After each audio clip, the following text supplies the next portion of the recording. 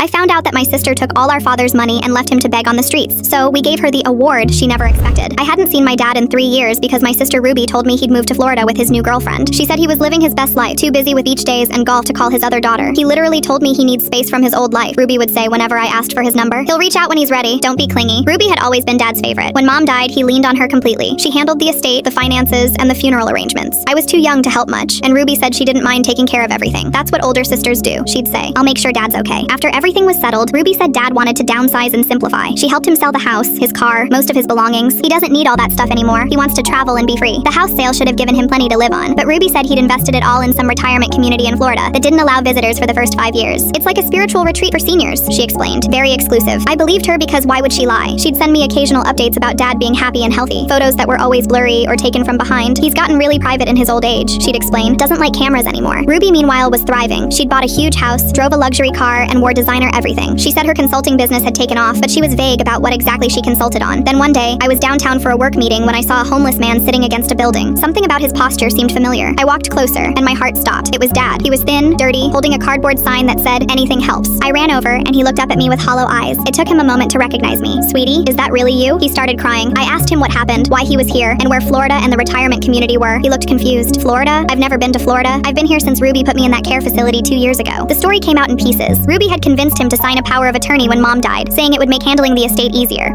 Then she'd sold everything he owned and put him in the cheapest care facility she could find. When his money ran out after 6 months, the facility kicked him out. He'd been on the streets for over a year. Ruby said she'd handle everything. She said the house sale would cover my care forever, he said, but they told me there was no more money. Ruby stopped answering when they called her. I took Dad to my apartment immediately, fed him, got him cleaned up, gave him a bed. Then I started digging into what Ruby had done. The house had sold for $800,000. Dad's retirement accounts had been worth another $400,000. His car, belongings, Mom's jewelry, and everything together were close to $2 million.